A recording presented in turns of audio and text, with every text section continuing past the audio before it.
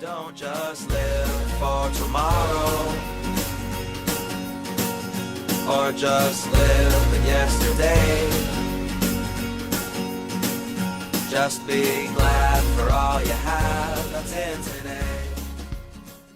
Hey everyone, Connie here, and welcome to my blind reaction to episode 4 of Kipo and the Age of Wonderbeasts. So yeah, I've been very much enjoying this so far. I really like these characters. I like this kind of wacky post-apocalyptic world we have going on. And while not everything might hit perfectly, I really think that it's been overall successful in keeping my interest and keeping my excitement. Um, I don't know. I don't know how invested I'm going to get compared to other series. We'll just have to wait and see. Because right now it's just like, oh, it's a good series, I enjoy it, but it's not like anything super special. So we'll have to see if it becomes super special, which I hope it does. So last week we had the stuff with the cats, the lumber cats, and we had Steve Bloom voicing the leader of the lumbercats who was stuck in the canopy of a tree, trying to catch this bug as a way to make up for the fact that when their big scratching tree was taken down, he ran. So now by the end of the episode, thanks to Kipo's just kindness and working with everyone and helping the leader, they now have an army.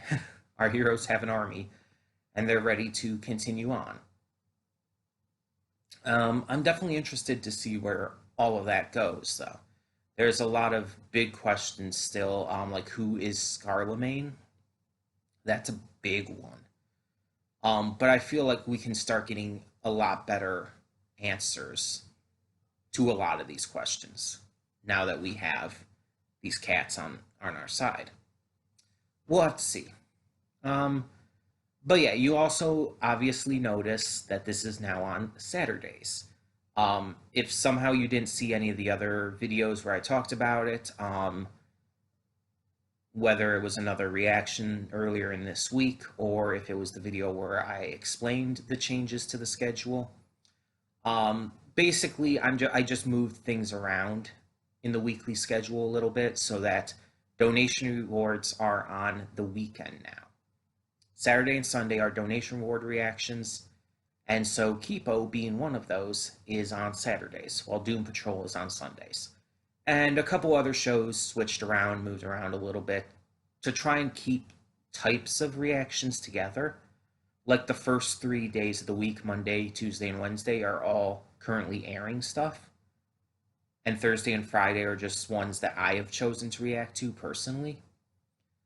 So Saturday and Sunday are the donation rewards. So it's pretty simple stuff like that.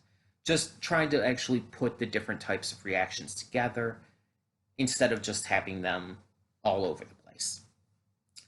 Now, you may also notice, if this is the only show you watch on my channel, you may notice that you could tell, like on my arms and everything, I have a sunburn. It is healing though. And if you've watched my past reactions from earlier in this week, you'll notice that it is faded. Like I can very much see it just looking at the screen here, looking at the OBS. It is a lot more faded. And although you can't really see it on this arm that well, you can kind of see like these little bumps on this on the shoulder here. Those are blisters. My arm is blistering, which is actually a good thing, because that does happen with sunburns. Especially if they're notable sunburns. Like if you have just a very minor burn that heals like after only a couple days, then it's like, yeah, there probably won't be blistering. But if you have a notable sunburn like mine was, blistering is going to happen. And it's part of the healing process. But you can see it's a lot lighter. It used to be a lot more bright red, but it's faded a lot. And it's getting better. It's getting notably better. And I'm recording this days before because I do my pre-recordings. So it's like, it's not taking that long, all things considered. Like, I'm not recording this on Saturday. You're seeing it on Saturday, but I'm recording it on Wednesday. I got the sunburn back on Sunday. So it's only been a few days for me. But it's healing. And it doesn't hurt as much to move. Like you see, I'm moving my upper arm and my shoulder here. That doesn't hurt as much. There's still definitely pressure and definitely soreness to it, but unless I like really stretch my arm like all the way up or like really stretch it downward, um, I don't feel as much pain anymore. I still can't get into a t-shirt or anything with sleeves. Luckily, I have 4 different tank tops. The one I was wearing for a couple other videos this week, the blue one. This one is actually probably the best for that because it just has these tiny little straps. And then I have like 2 others. I have this pink one as well, this pinkish reddish one that is the worst one to try to get on because it does have like the thickest straps here, I guess you could call it. And then I haven't even tried the 4th one I have, which I might do in the next couple days. But I am getting better. I am healing, and that's what's important here. And honestly, I'm thrilled because this was a bad sunburn for me. Like I think this is the worst sunburn I have had personally. And considering I got it from being out in 90-degree weather for hours with the sun beating heavily down on me, it's like, yeah, that makes sense. Because I'm not an outdoor person, so that's unusual for me. But either way, um, yeah, I'm glad it's healing, and I'm glad we're getting to more Kipo as it does. It's gonna feel good to watch some good Kipo while I'm healing and while I'm getting better. It's gonna give me that those good vibes in my brain, those good feelings. Um, yeah, I am excited for more. Um, and again, watching something I really enjoy while I'm actively healing and knowing and feeling that I'm healing is just, it's going to be good. So yeah, maybe that's just me. But either way, we're just going to get this started and hope for the best with episode 4. So when the screen fades to black, pause this redirect and go to the description below. Follow the link to the reaction, and after you watch it, come back here to the redirect and resume play. Because after it fades to black, then fades back in, everything from that point forward will be my afterthoughts and will contain spoilers to the episode. So, that being said, thank you so much for tuning in, and I will see you at the reaction. And we are back, and we'll begin with spoilers in 3, 2, 1, now. I really like this episode for a lot of reasons. The rock and roll theming throughout it was great. I loved getting to see like the epic hard rock metal sounding solo. Well, not really even a solo, but performance, I guess you could say, by Kipo, Benson, and Dave with the snakes rocking out. I love that one of the snakes was voiced by Joan Jett. That's amazing. It's just, it was a lot of fun. Cactus Town was a lot of fun. We had some good jokes with the cats and everything. But the big highlight, let's be honest, was the later part of this episode. Heading into this base, I guess you could say, this the home of the Mega Mute who had attacked Kipo's burrow. They find that it is a giant 6-armed monkey. A spider monkey, basically. They're attacked by the monkey. Kipo and her group are there. The cats are there. Even the snakes are there. They're fighting off the monkey, trying to avoid being hurt too much. And then Kipo ends up playing her music. And it calms the monkey down, and the monkey reacted in a notable way to the song. And so my kind of crackpot theory, I'll just say it here, was that the monkey was maybe Kipo's father somehow, but I don't think that's the case. Like I was thinking there was like because we saw the guitar pick and everything there. That's where Kipo had found it. So my theory was like that maybe Kipo's father had somehow been transformed into that, but I don't think that's the case. Um, it was just kind of a random crackpot theory I kind of thought of just because of the way the monkey reacted to the song. It didn't seem like just a normal reaction to being like soothed by music and everything. It seemed like a knowing reaction, but that might have just been me overthinking it. Probably was. Um, so she managed to soothe the savage beast and managed to hold sort of a conversation with it. It couldn't speak, but it could at least like nod its head or shake its head and everything. Try to get some kind of word out there. Um, and through this, they found out that the monkey did not eat the burrow people and that they escaped. And we also found out that the reason the monkey attacked the burrow in the first place was due to this collar around its neck that emitted this gas that seemed to cause it to go out of control again.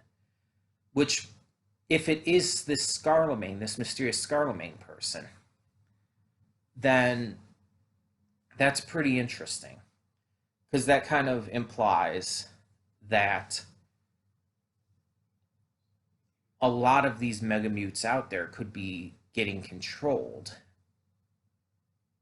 and being used to attack all kinds of places or all kinds of peoples and whatnot. It definitely opens up to a lot more interesting possibilities going forward. Um, but yeah, it's really an interesting development for sure. But this means that their journey continues, so we'll see how that goes. Um, this episode had a huge focus on music, and I really love that. I'm really curious: is Karen Fukuhara actually singing, like when Kipo sings? Because if she is, she has a gorgeous singing voice. I'm not actually sure though. If I don't know, because sometimes some shows will have a different singing voice. I don't think it's said in the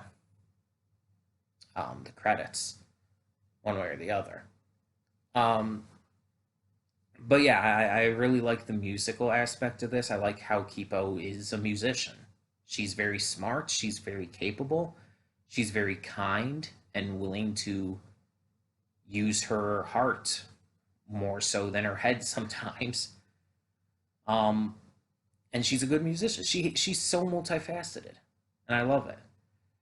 She's a fantastic character, and I really love to see that kind of character in these shows. Um, there's so much you can do with them. Wolf is definitely warming up to Kipo and the group. She's becoming a lot more helpful and a lot less aggressive towards them. She's still not completely on board with Kipo's way of handling things, but she's definitely warming up. Benson and Dave are definitely part of the group. They're definitely friends with them. They're still toying with the idea of leaving them though because of I think fear of like the unknown and stuff and just survival instinct. But they're not bad dudes. Like they're just thinking like these people are kind of crazy. Should we go? But they don't actually go. um I don't think we're going to be seeing the cats too much going forward because they got their tree back now and everything. So we will probably see them again, maybe. But for now, I don't think they're going to be traveling with Kipo's group anymore. And I don't think we're going to see the snakes traveling with them, the Yumlao snakes. So I think we're just going to kind of move into new territory now. Though this series is very much having an ongoing plot, while also keeping it kind of episodic. And I think I talked about this in one of the other reactions to this series so far, but I like that this show is doing both. That each episode does feel like its own thing, but at the same time, um, they also are part of an ongoing narrative that's very much apparent each episode.